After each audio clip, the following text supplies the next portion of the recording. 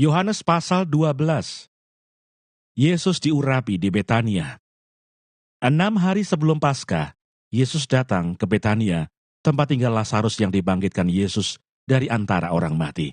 Di situ diadakan perjamuan untuk dia dan Marta melayani. Sedang salah seorang yang turut makan dengan Yesus adalah Lazarus.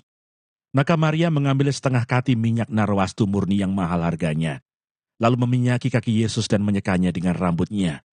Dan bau minyak semerbak di seluruh rumah itu. Tetapi Yudas Iskariot, seorang dari murid-murid Yesus, yang akan segera menyerahkan dia berkata, "Mengapa minyak narwastu ini tidak dijual 300 dinar, dan uangnya diberikan kepada orang-orang miskin?" Hal itu dikatakannya bukan karena ia memperhatikan nasib orang-orang miskin, melainkan karena ia adalah seorang pencuri. Ia sering mengambil uang yang disimpan dalam kas yang dipegangnya. Maka kata Yesus, "Biarkanlah dia melakukan hal ini, mengingat hari penguburanku. Karena orang-orang miskin selalu ada pada kamu, tetapi aku tidak akan selalu ada pada kamu." Persepakatan untuk membunuh Lazarus. Sejumlah besar orang Yahudi mendengar bahwa Yesus ada di sana, dan mereka datang bukan hanya karena Yesus, melainkan juga untuk melihat Lazarus yang telah dibangkitkannya dari antara orang mati. Lalu imam-imam kepala bermufakat untuk membunuh Lazarus juga, sebab karena dia banyak orang Yahudi meninggalkan mereka dan percaya kepada Yesus. Yesus dielulukan di Yerusalem. Keesokan harinya ketika orang banyak yang datang merayakan pesta mendengar bahwa Yesus sedang di tengah jalan menuju Yerusalem, mereka mengambil daun-daun palem dan pergi menyongsong dia sambil berseru-seru, "Hosana, diberkatilah dia yang datang dalam nama Tuhan, Raja Israel." Yesus menemukan seekor keledai muda, lalu ia naik ke atasnya seperti ada tertulis, "Jangan takut hai putri Sion, lihatlah rajamu datang, duduk di atas seekor anak keledai." Mula-mula, murid-murid Yesus tidak mengerti akan hal itu. Tetapi sesudah Yesus dimuliakan teringatlah mereka bahwa nas itu mengenai dia dan bahwa mereka telah melakukannya juga untuk dia. Orang banyak yang bersama-sama dengan dia ketika ia memanggil Lazarus keluar dari kubur dan membangkitkannya dari antara orang mati, memberi kesaksian tentang dia. Sebab itu orang banyak itu pergi menyongsong dia karena mereka mendengar bahwa ia yang membuat mukjizat itu. Maka kata orang-orang Farisi seorang kepada yang lain, "Kamu lihat sendiri bahwa kamu sama sekali tidak berhasil. Lihatlah, seluruh dunia datang mengikuti dia." Yesus memberitakan kematiannya. Di antara mereka yang berangkat untuk beribadah pada hari raya itu, terdapat beberapa orang Yunani. Orang-orang itu pergi kepada Filipus yang berasal dari Betsaida di Galilea, lalu berkata kepadanya, "Tuan, kami ingin bertemu dengan Yesus." Filipus pergi memberitahukannya kepada Andreas. Andreas dan Filipus menyampaikannya pula kepada Yesus. Tetapi Yesus menjawab mereka katanya, "Telah tiba saatnya anak manusia dimuliakan. Aku berkata kepadamu, sesungguhnya jikalau biji gandum tidak jatuh ke dalam tanah dan mati, ia tetap satu biji saja. Tetapi jika ia mati, ia akan menghasilkan banyak buah. Barang siapa mencintai nyawanya, ia akan kehilangan nyawanya. Tetapi barang siapa tidak mencintai nyawanya di dunia ini, ia akan memeliharanya untuk hidup yang kekal. Barang siapa melayani aku, ia harus mengikut aku, dan di mana aku berada, di situ pun pelayanku akan berada. Barang siapa melayani aku, ia akan dihormati Bapa. Sekarang jiwaku terharu, dan apakah yang akan kukatakan? Bapa, selamatkanlah aku dari saat ini. Tidak, sebab untuk itulah aku datang ke dalam saat ini. Bapa, muliakanlah namamu. Maka terdengarlah suara dari surga, "Aku telah memuliakannya, dan aku akan memuliakannya lagi." Orang banyak yang berdiri di situ dan mendengarnya berkata bahwa itu bunyi guntur. Ada pula yang berkata, seorang malaikat telah berbicara dengan dia. Jawab Yesus, "Suara itu telah terdengar bukan oleh karena aku, melainkan oleh karena kamu. Sekarang berlangsung penghakiman atas dunia ini. Sekarang juga penguasa dunia ini akan dilemparkan keluar. Dan aku, apabila aku ditinggikan dari bumi, aku akan menarik semua orang datang kepadaku." Ini dikatakannya untuk menyatakan bagaimana caranya ia akan mati. Lalu jawab orang banyak itu, "Kami telah mendengar dari hukum Taurat bahwa Mesias tetap hidup selama-lamanya. Bagaimana mungkin engkau mengatakan bahwa Anak manusia harus ditinggikan. Siapakah anak manusia itu? Kata Yesus kepada mereka, hanya sedikit waktu lagi terang ada di antara kamu. Selama terang itu ada padamu, percayalah kepadanya, supaya kegelapan jangan menguasai kamu. Barang siapa berjalan dalam kegelapan, ia tidak tahu kemana ia pergi. Percayalah kepada terang itu, selama terang itu ada padamu, supaya kamu menjadi anak-anak terang. Sesudah berkata demikian, Yesus pergi bersembunyi dari antara mereka. Mengapa orang Yahudi tidak dapat percaya? Dan meskipun Yesus mengadakan begitu banyak mukjizat di depan mata mereka, namun mereka tidak percaya kepadanya. Supaya genaplah firman yang disampaikan oleh Nabi Yesaya. Tuhan, siapakah yang percaya kepada pemberitaan kami? Dan kepada siapakah tangan kekuasaan Tuhan dinyatakan? Karena itu mereka tidak dapat percaya.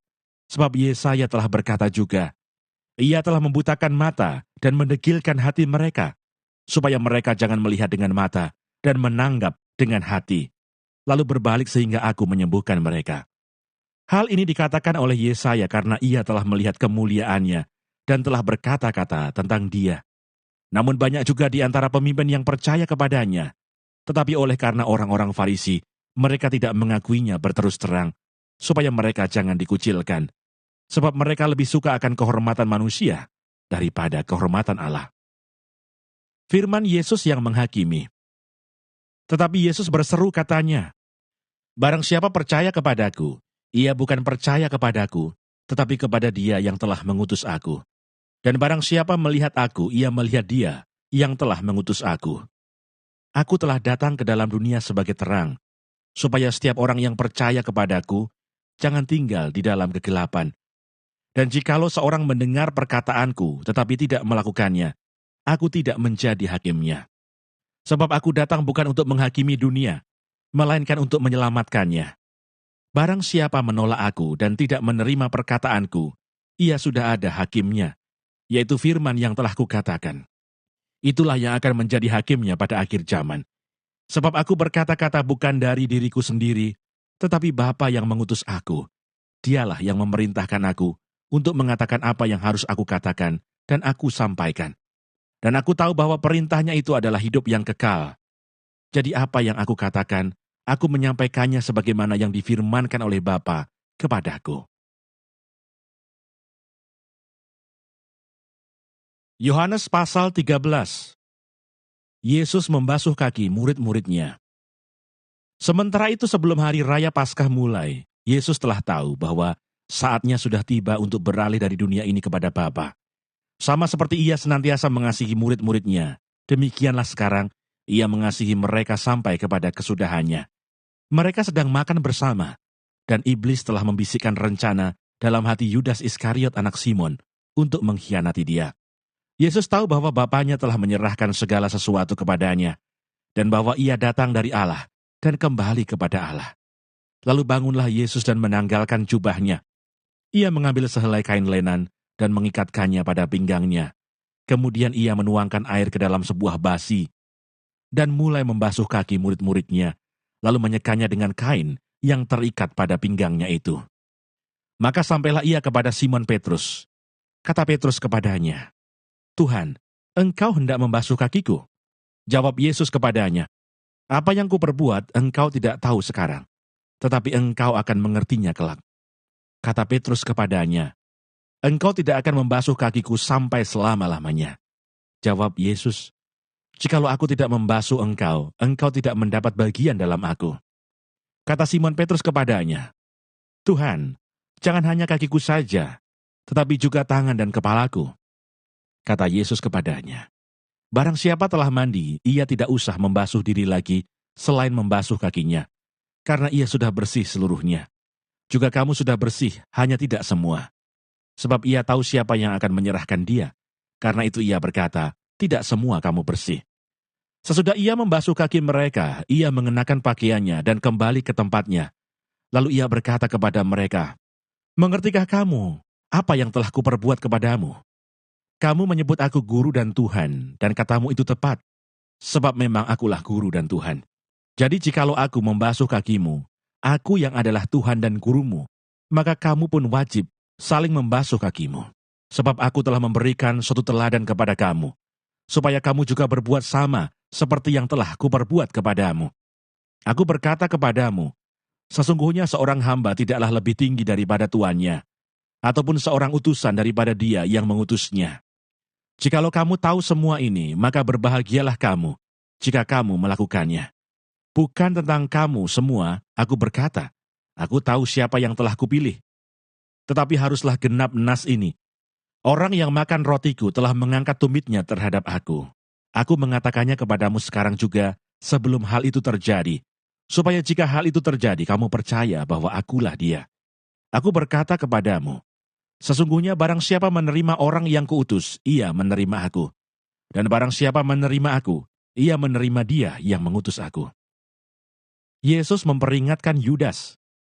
Setelah Yesus berkata demikian, ia sangat terharu lalu bersaksi, aku berkata kepadamu, sesungguhnya seorang di antara kamu akan menyerahkan aku.